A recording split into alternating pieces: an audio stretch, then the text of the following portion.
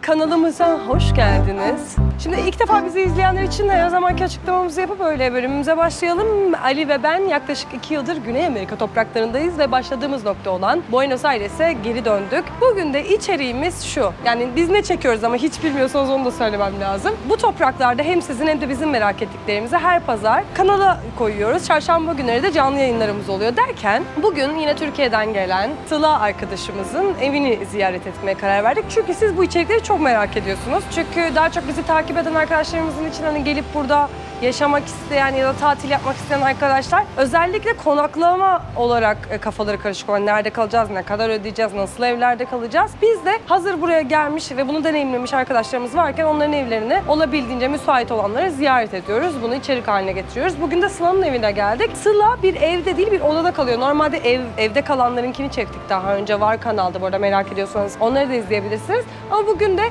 böyle ucuza bir odada kalan, böyle çok da lüks olmayan bir yerde kalan bir arkadaşımızın evini ziyaret edelim dedik. Ne çene yaptın be kardeşim? Helal sana be Cansu.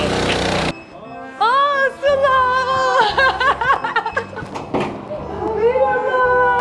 Merhaba. Böyle şey Nişantaşı eski apartmanları gibi. Nereden biliyorsun? Ben şuradan Bana gördüm. girmedi. Şuradan gördüm. Göründüğü kadarıyla. Ha? Nereden biliyorsun? Göründüğü kadarıyla. Pardon. Ay çok güzel. Arkadaşlar ayak yapmayalım. Az önce girdik. Az önce girdik. Ben çünkü hafıza kartımı getirmeyi unutmuşum kameranın. O yüzden Sıla'nın kartını almak zorunda kaldım. Ama sarıldık falan merak ettim. Prodüksiyon yaptık siz için. Tekrar aşağı indik falan. Bu arada apartmanın girişi de böyle. Şurada genelde çok seviyorum ben buranın, bu apartmanların girişlerini. Genelde böyle Buenos Aires'te. Eski bizim hani 90'lardaki, 80'lerdeki apartmanların girişleri gibi şunun kocaman. Evet. Ama bu bina çok eski bir bina belli yalnız. Asansöre bakar mısın? İşte biz Apache gibi daha çirkin ve yenisini yaptığımız için mimarimiz çok güzel şeyler. Ama yani deprem dolayısıyla da yapılmak zorunda kalıyor ya. Hani. Evet. Şimdi eve girdik. Evet, hoş geldiniz. Burası salonumuz. Minik bir evimiz var. 5 kişi yaşıyoruz toplam burada. Ben dahil 5 kişi. Minik bir evimiz var ama 5 kişi yaşıyor. Evet. Ama herkesin odası rahat, geniş. O yüzden o açıdan iyi. Nerelerde Ortak alan küçük. Mutfakta genelde denk gelmiyoruz. Çok yani ya da denk gelirsek çok sorun olmuyor. 5 kişi aynı anda yemek yapmaya çalıştı olmadı hiç mesela. Burası salon. Aynı yerden giriş. Oradan giriş öbür koridora geçiyor oradaki kapı. Gidip bakalım. Bisiklet bile var salonda. Bisiklet o birisinin galiba bilmiyorum. Eski bir ev burası. Tam da temizlik öncesinde daha temizlik yapılmadı. Haftada bir temizlikçi kadın geliyor. Ha. Onun ücretini bölüşüyor. Çok minik bir ücret. Onun ekstradan. Tek o ekstra ama çok minik. Yani 5 kişi her hafta birisi ödüyor. O da 4.000 peso. Yani haftalık 700 falan yapıyor. 4 dolar buna. 2-3 saatliğine haftada o Ama kadar. bizim böyle kerhen yapıyorlar ya böyle. Ha 120 TL. İnanılmaz. Evet. Çok ucuz ama. Çok ucuz evet. Evet kerhen yapıyorlar bizimki. Burada evet burası çamaşır alanımız. Burada işte çamaşır makinemiz var, bir de askılıklarımız var. Oraya başka odaya baktığı için oraya çok girmesek daha iyi. İşte bura mutfak.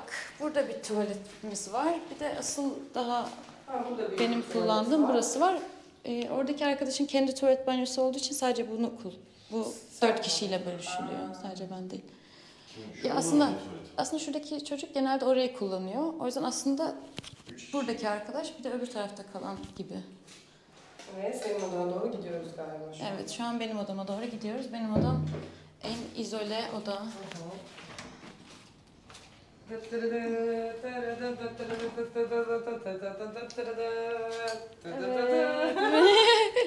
Evet, burası minik odam. 2 haftadır buradayım. Anlat bize. Burası 190.000 peso yani yaklaşık 200 dolar civarı bir aylık ücreti var. Her şeyi dahil işte faturalar dahil. Sadece dediğim gibi temizlikçi ücreti ödüyoruz minik bir miktar. O da bence iyi bir şey yani odalar hariç ortak alanları temizliyor kadın. Normalde onu da almıyorlar ama buna ekstra almışlar. Evet yani. onu söyledik adam başta zaten çok minik diye dert etmedim ben de. Peki memnun musun odandan? Memnunum. Sessiz. Çok izole. Diğer odaların sesleri birbirine hiç gelmiyor. Eski apartman olduğundan mı bilmiyorum. Hiç birbirinin sesi bir yere, ne salonun sesi buraya geliyor, ne buranın sesi başka yere, hiçbir ses yok. O çok iyi bence. Böyle dolabım var. Manzara bu şey Böyle çok iyi gömme aslında. dolabım var orada. Çalışma masasının böyle bir yere bakıyor olması çok iyi. Bu masanın yerini ben değiştirdim. O şurada bir yerdeydi. Hoşuma gitmedi. Orada alanı daraltıyordu. Sen burada ne kadar kalacaksın peki? Şu an 2 aylık kiraladım. Ha 2 aylık kiraladın. Aynen. Şey yapmadım bir aylık. Sonrasını bilmiyorum. Ya bu arada daha ucuza da evler gördün değil mi? Var. Bakarken? Daha ucuza da var tabii. Burası sadece konumu itibariyle işte odanın geniş olması, yatağın daha geniş olması. Hani bir de gelince hissettiğim şey güvenli ve iyi hissettim eve Evet, bu girince. mahalle öyle ama. Evet, o yüzden daha öne geçti yani fiyatı daha fazla olsa bile kendimi rahat hissedeceğim yer tutayım diye burayı tuttum. Yani Yoksa daha uyguna da bulunabilir Evet, tabii evet. ki. Normalde yani 200 dolar hani 200 deyince birim olarak ucuz gibi geliyor ama tabii ki Arjantin'de böyle bir oda kiralamak için bence hiç ucuz değil. 200 dolar işte ya. 6 bin liraya yakın yani. Yani sonuçta. bence hiç ucuz değil. 2 sene önce İstanbul'da bir ev kirası yani. Ama şu an bence ya şimdi buraya Nişantaşı gibi bir yer diyebilir miyiz burası için? Tabii. Dolayısıyla Nişantaşı'nda da böyle bir oda tutmaya kalkarsanız en az bence 6-7 bin lira verirsiniz herhalde. Nişantaşı'nda bir odaya 6.000 liraya tutabileceğini mi Tutamaz mısın? Oda. 6.000 liraya herhangi bir yerde oda tutabileceğini mi düşünüyorsun? Bilmiyorum 2 sene önce öyleydi.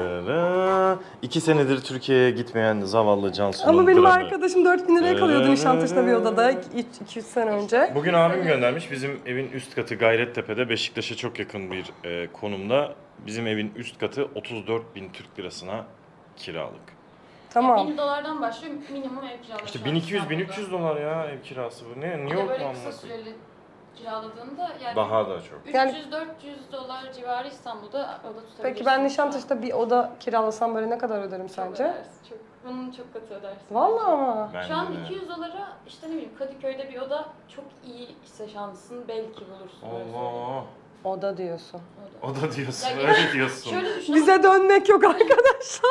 İstanbul'a göre çok ucuz gibi gelecek insanlara muhtemelen. Bize burada olduğumuz için pahalı geliyor. Şimdi dışarı çıkalım o zaman. Çıkalım. Biraz mahalleye bakalım. Mahalleye Mahalleye gezelim. bakalım. Zaten Hem çok de, sıcak fark ettiyseniz. Türkiye'den yine bizi takip eden 2 tane arkadaşımız burada. Onlar da buraya yerleşmeye gelmişler. Online çalışıyorlar Aa. sanırım. Hem de onların hikayesini biraz dinleyelim. Bakalım ne olacak. Bay bay. Şimdi evden çıktık arkadaşlar. Şöyle bir size sokakları da göstermek istedim. Yani çok güzel görünüyor gerçekten. Çok güzel bir semt. Çok güzel bir mahalle. Evler çok güzel. Ya geneli tabii güzel Buenos Aires'in güzel bir şehir. Mimarisi çok iyi. Ama burası tabii bir tık daha farklı. İşte bahsettiğim şöyle evler arkadaşlar. Ya Belgrano böyle ama tüm evler Belgrano'da böyle. Ya, Villa çok tipi. komik bir şey var. Ben çok komik buluyorum. Bu kapılarda görürsek gösteririm. Ekranlar var. Ekranlar var ne? Evet, ekranlar var. Orada ekranda güvenlik görevlisinin durduğunu izliyorsun böyle. Televizyon gibi sana yayın yapıyorlar. Güvenlik bir tane adam izliyorsun. Sonra gidiyorsun başka apartman, bir tane kadın duruyor böyle. Nasıl gerçek güvenlik değil? O an gerçekten duruyor bir yerde. Nerede olduğunu göremiyoruz. Sadece ekrandan tipini görüyoruz. Hadi ya. Görürsek gösteririm size ondan. Güzel, şu terasa falan bakar mısınız? Mükemmel ya. Ben mimari falan mı okusaydım acaba ya? Çok ilgimi çekiyor. Sen istiyordun Ben zaten sıfırdan tekrar başlamak istiyorum. hayata. Evet. Tercihlerinden Hayır bir ara şey diyordum, pişman. çok borcum vardı. TC kimlik, yeni TC kimlik numarası alabilir miyim acaba? Sıfırdan başlasam diye. Ne oluyor kardeşlerim? Öyle bir şey vardı. Genç enerjiler. Öyle bir aşk görülmemiş dünyada. Bu arada ev arkadaşlarından bir tanesi Sıla'nın Azeri. Ne oldu bugün anlat Sıla. Bu sabah mutfakta kahvaltı hazırlıyordum kendime. Sonra oradan bir Müslüm Gürses duydum.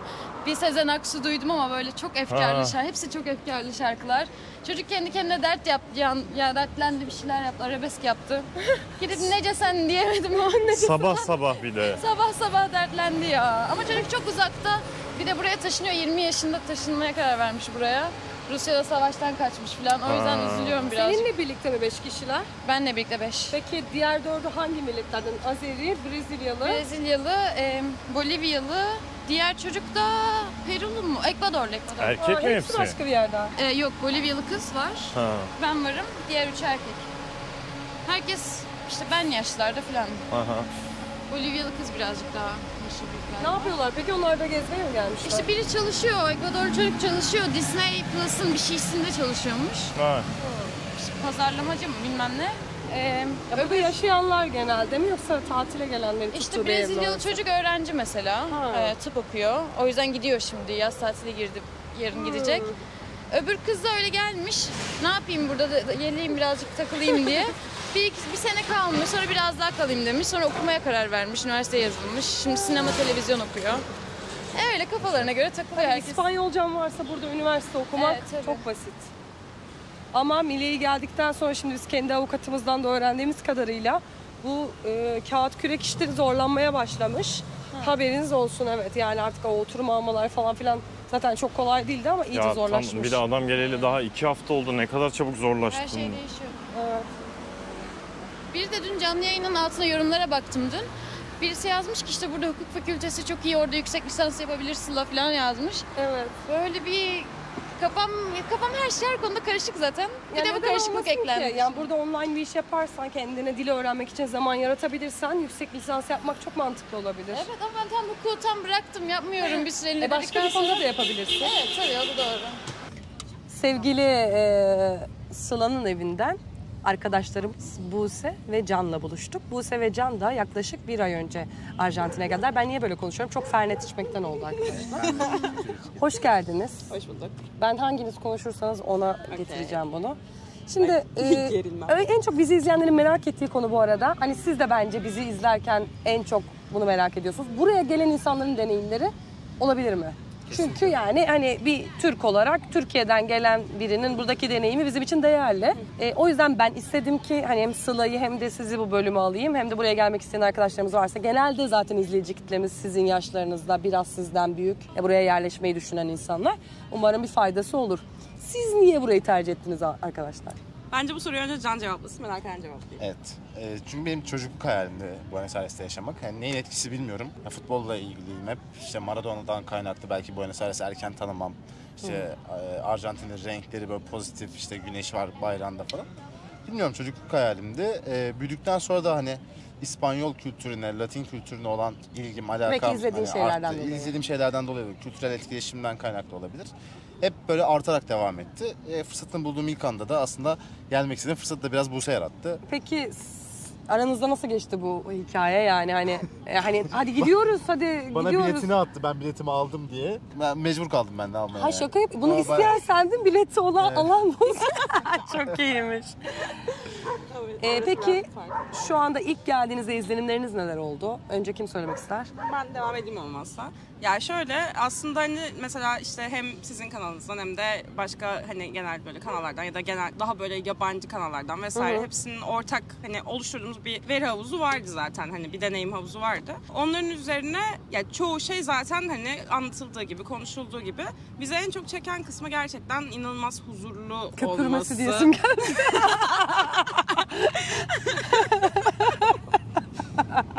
O iptal biraz.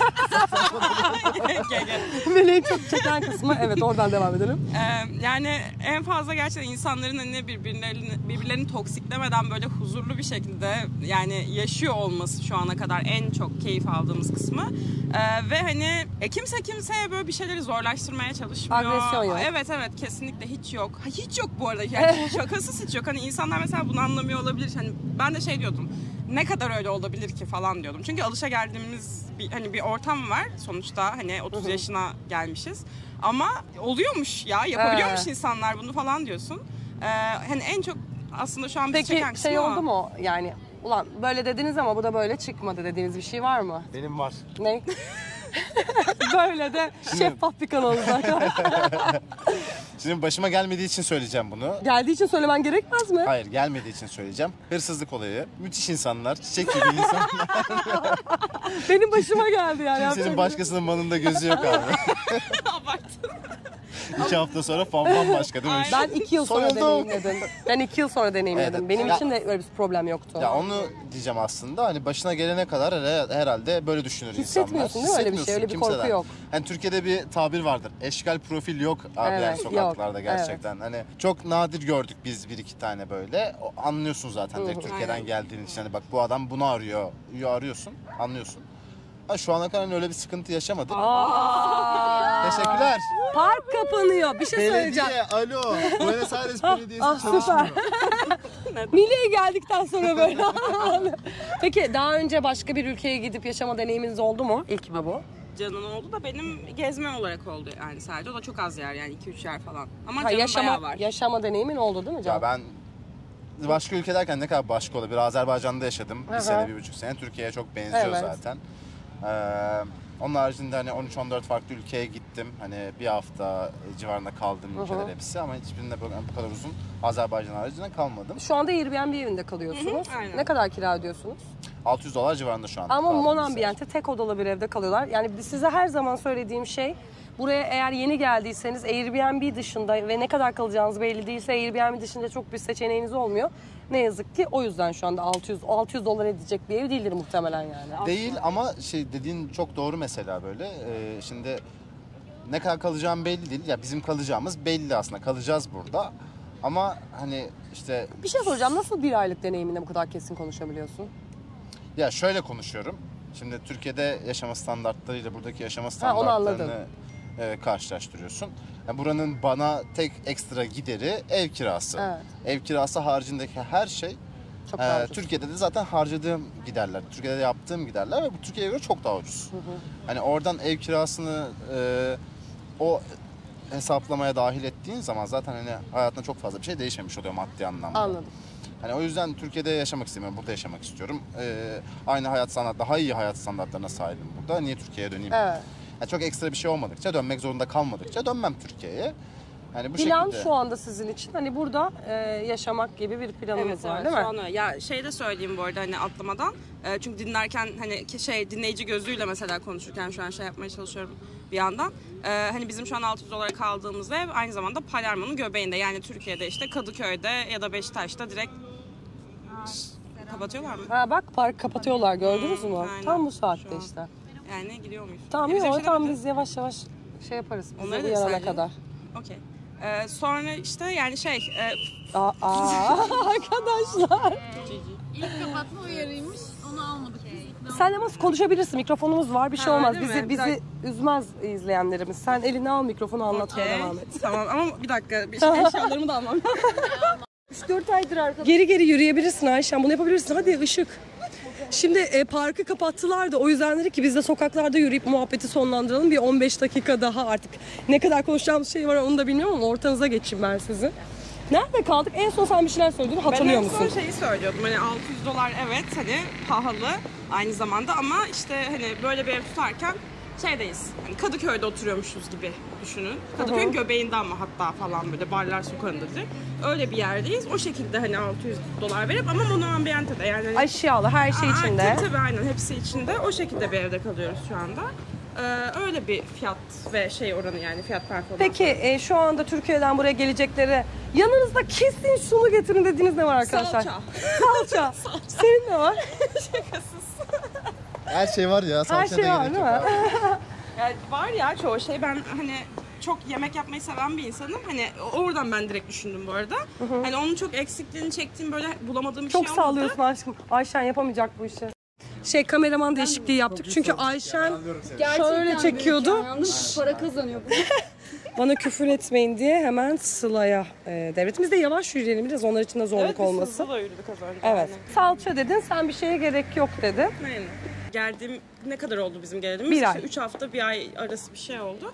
O süreçte deneyimlediğimiz bir şey olarak bahsettik. Belki bundan bir hafta sonra diyeceğiz ki şöyle bir şey lazım ve olmayacak. Hani o öyle bir şey değil o yüzden onu da Evet söyleyelim. evet. Yani Sıkıntı bir aylık olmasın. deneyiminde de tam olarak ölçü Aynen. söyleyemeyiz ama Aynen. yani genel olarak izlediğiniz, araştırdığınız bloglardan gördüğünüz şeylerin çok da tersi bir şekilde olmadığını Yok aynen. Yani genel söylüyorsunuz. anlamda aynen. Ben bir de şeyi söyleyebilirim orada Can'ın söylediği hırsızlık olayının dışında. O zaten hani konuştuğumuz gibi yaşayınca anlayacağın şey. Neydi? Bu markette hani sıra bekleme durumuyla mesela biz pek karşılaşmadık henüz. Aynen. Ve hani şu an Palermo'da da karşılaşmadık. Bir tek dün karşılaştık hatta geldiğimizden beri.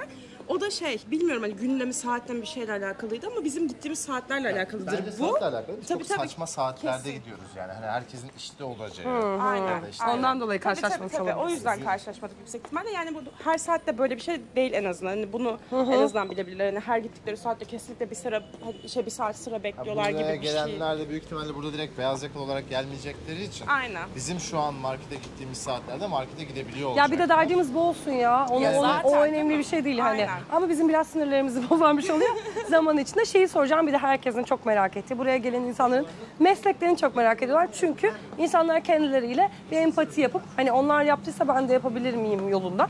Şimdi ben her zaman şunu söylüyorum. Buraya online çalışan, dolar kazanan arkadaşlar gelsin. Onun dışındaki arkadaşlar burada iş bulmak çok zor. Mutsuz olursunuz diyorum. Siz ne düşünüyorsunuz? Siz online ne iş yapıyorsunuz? Ben şu anda Metaverse designerlık yapıyorum. Açmam gerekirse işte zaten grafik tasarımla vesaire görsel işler Ya online bir uğraşıyorum. iş yapıyorsun. Online bir iş yapıyorum ve dolarla kazanıyorum. Ondan dolayı burada hani bir şekilde var olabileceğim.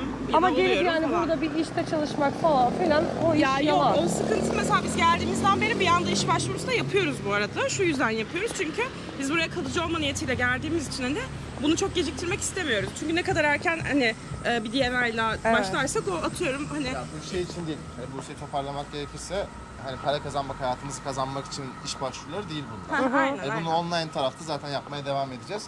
Ama burada halihazırda kurulu olan bir firmayla direkt çalışan olarak başladığımız zaman DNI, işte vatandaşlık, oturum vesaire bu tarz süreçler Oturum almak için çok evet. daha hızlı olacağını düşünüyoruz. Ne kadar erken başlarsak. Kesinlikle doğru. Hani burada çalışmaya gelmesinler. Evet. Tabii aynen. Yani burada yok. bir işe girerim, orada bir işe girerim falan, orada bir işin ucundan tutarım. Bilmem ne, yeteneklerimiz yeter. Evet. Hani kesinlikle yeter. Ay, O bir konuda şey hiçbir satar yok. ederler, ticaret yapar, o bambaşka, o yapılabilir. Ama hani öyle yok, beyaz yakalı olurum, mavi yakalı olurum, onu yaparım, bunu yaparım. Çok mantıksız. Gerçekten hayat standartı inanılmaz düşer. Ve hani yapamazlar da kolay kolay. Ben mesela şu an ben yaptıysam herkes yapar çünkü ben şu an bir mesleğim yok. Para kazandığım bir şey yok. Ya sen de Onlar- oradaki bağlantılarını çünkü hani işini bırakıp burada devam ettirebileceğin şekilde bir işin olmadığı için.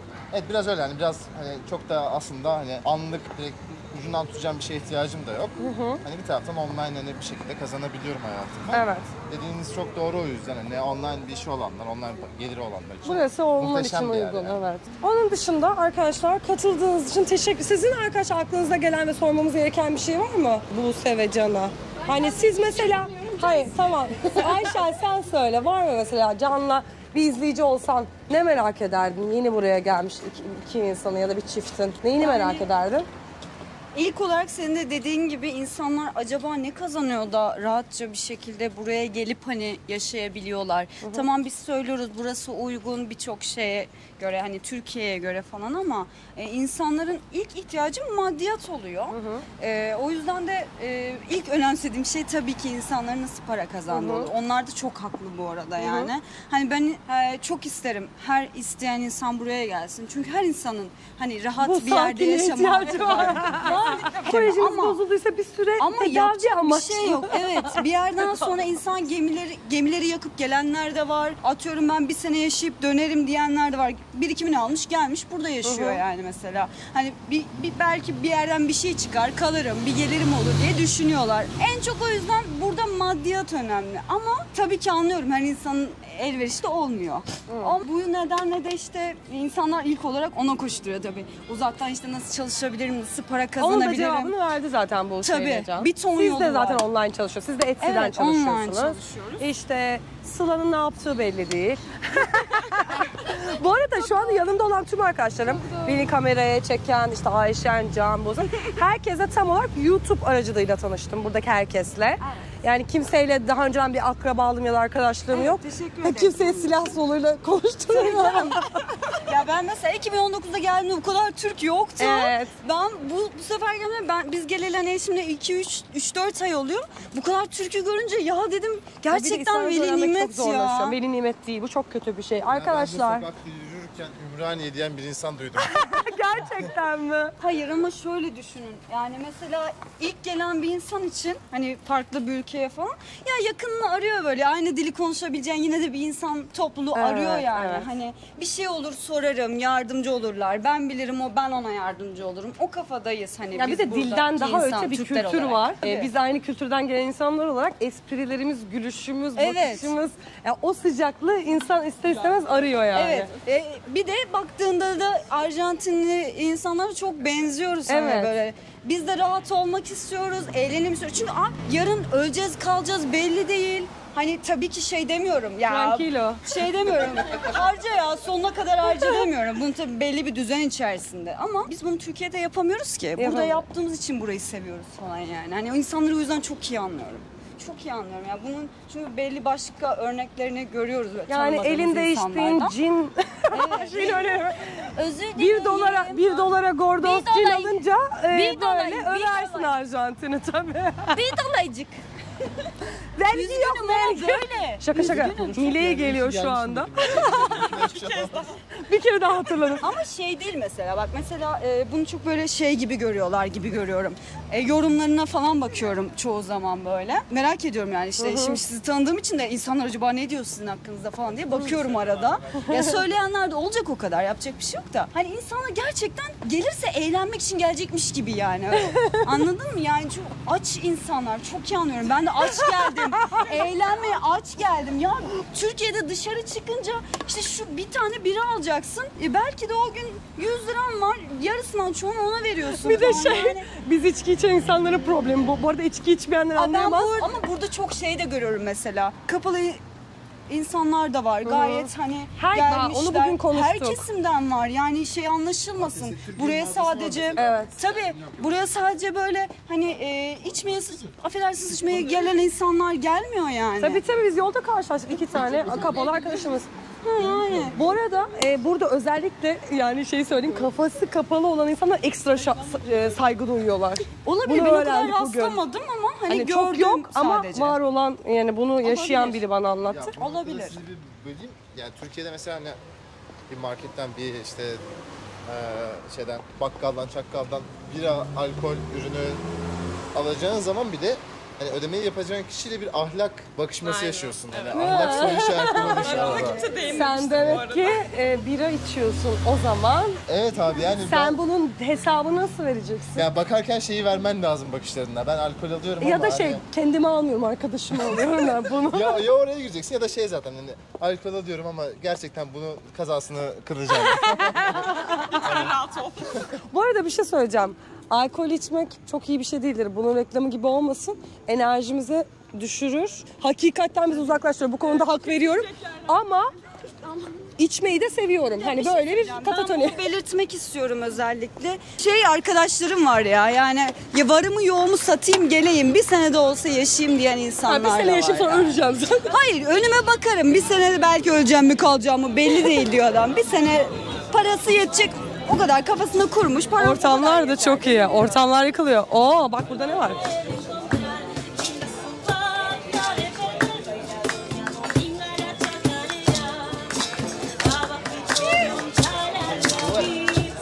¿Serio? ¿Cómo el canal? ¿Cómo el canal? Olmazsa döneriz. Muy difícil. ¿O más? ¿Cómo? Olmazsa döneriz. Ni idea, pero bueno. Muy les difícil. mando- ¿De dónde sos? De Brasil. Acá. Ah, Brasil. Ah, yo soy de acá, pero ustedes son de Brasil. De Turquía. ¿De Turquía? Sí. ¿En serio? Somos de Turquía. Bueno, ella es la mejor cantante de Argentina. Ah, no sabía. La mejor cantante de Argentina. Y está cantando música de acá. Aa, Bilen- diyor ki, bu kız, söyleyen kız Arjantin en iyi şarkıcısı olduğu iddia ediyor arkadaş. Bir Barrey. Bir Barrey. Es nombre es. Arroba Birbarrey, Instagram. Dale. Gracias.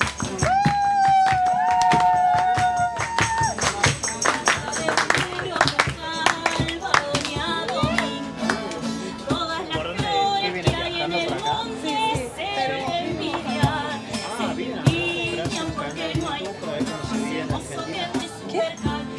¿Qué tienen en el canal de YouTube? Canal de YouTube, sí. ¿Cómo se vive en Argentina? Sí. ¿Sí? Y a la gente le gusta. Le muestran ahí cómo es de noche, de día, todo. Sí, todo. Ahora está cantando una chacarera, que es Esa chacarera? Chacarera. Bu bir chacareraymış. Chacarera söylüyormuş. İşte alkışlayıp öyle gitmek istedim bunları. Bravo!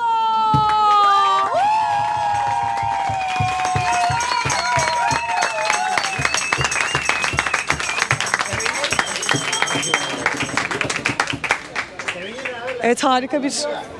Sí, gracias. Muy lindo, gracias. Ciao. Evet, harika bir Arjantin'in harika şarkıcılarının olduğu bir sokaktan geçiyorduk. Arjantin'in en iyi şarkıcısı olduğunu söyledi. Ne kadar doğru söyledi bilmiyorum ama onu da görmüş. Arkadaşlar çok güzel bir deneyim yaşadık. Bu konuştuklarımız da taçlandı. İsterseniz kalabilirsiniz dedi çocuk ama dedim ya, ocakta yemeğimiz var. Yani tamam, çok da uzatmanın anlamı yok. Zaten çok karanlık. Sen de bir şeyler söyle. Ben ne söyleyeyim? Ben mutluyum burada. Çok huzurluyum. Çok uzak yani bence. Kimin hakkını koruyacağım? Kimin hakkını koruyacağım? Şu anda birine yani reklam yasağı var. Öyle avukat olduğumu söylemezsek sevinirim. Avukat YouTuber. Avukat bir şeyler. Bilmiyorum. Ben de ne yaptığımı çok bilmiyorum şu anda. Karar vereceğim bilmiyorum ama sonuçta zor bir karar. Öyle şimdi burası çok güzel, çok eğlenceli diye hemen herkes hadi gideyim demesin yani. Hadi bir geri döneyim deseniz çok para yani. Çok zor. O yüzden iyi düşünüp taşınıp bence birazcık önceden deneyimlemek lazım. Bir yere yerleşmek istiyorsa birisi. Ama işte burada da önceden deneyimlemek diye bir şey yok yani. Burayı bir deneyimlemek demek kaç bin dolar yani. Doğru. Ya geleceksin ya gelmeyeceksin. Doğru ama bak yapmışlar daha önce. 2019'da gelmiş, beğenmiş. Sonra bir daha arkadaşlar online yerleşmiş çalışıyorlar. yani. Güzel para kazanıyorlar, yapmışlar. Evet. Ama herkes öyle değil ne yazık ki. Evet maalesef. Ama olsun yine de şurada ışık var gel. Hem aynen, de ışığa şurada gidelim. Arkadaşlar gelin hem veda edelim. Hem şurada ışık var. Hem zaten kart doluyor. Kart bayağı doldu neredeyse. Heh, şurada bak ışık. Gel. Sevgili bizi izleyen canımız, bizi takip eden arkadaşlarımız, iyi ki varsınız. Sizler son olarak bir şey söylemek ister misiniz? Valla biz bu kanal sayesinde biraz daha hani bilgi sahibi olduk ve cidden bu kanalda duyduğum çok az yalan şey var. Hangisi yalan da onu Ay, siz de dün bu kanalı izliyordunuz. Şimdi bugün de sizin gibi arkadaşlarımız izliyor. İnşallah daha fazlası olur. arada. Daha fazla Umarım. insan gelir. Müthiş bir şehir, müthiş bir deneyim. Hani geçici olarak da olabilir, kalıcı olarak da olabilir. Evet, tatil için, Aklında sosyalleşmek olan için herkesin harika. umarım bir gün... Umarım siz de çok mutlu fırsat olursunuz. olur. Beklentileriniz tamamen karşılanır. Sen de inşallah Teşekkürler. istediğin gibi yani her şey yolun açık olur. Çok teşekkür ederim. Kanala renk kattı. Sen niye öyle gariban gibi? Ay sorry ya. Sorry. Benim bir şey söylemem gerekiyor mu? Söyleyebilirim çünkü Ne yani. söyleyeceksin? Yani ben diyorum. Ama çok az dakika. Ben korkmayın gelin yani. Abartma. Kavga gürültü olur, her şey olur geçiyor. Gelin yani. Gelmek istiyorsanız gelin. Varınızı yoğunuzu satayım. Hayır bu arkadaşı tavsiyesi kesiyorum. Yatırım tavsiyesi değil. Siz biraz önceki muhabbet o da. Ayşe'nin burada olmaması çok mantıklı. şaka sizleri seviyoruz. Bir sonraki... İçimden gelerek söyledim bu arada. Gerçekten içimden Ayşe'nin gelerek kafası söyledim. güzel birazcık. Ucuz olduğu için çok içti. Hepinizi seviyoruz. Bir sonraki bölümde görüşmek üzere. Hoşçakalın. Ali Has diyorum. Ali edit yapmaya gittiği için aramızda değil bu arada, onu da belirteyim. Hoşçakalın. Evet.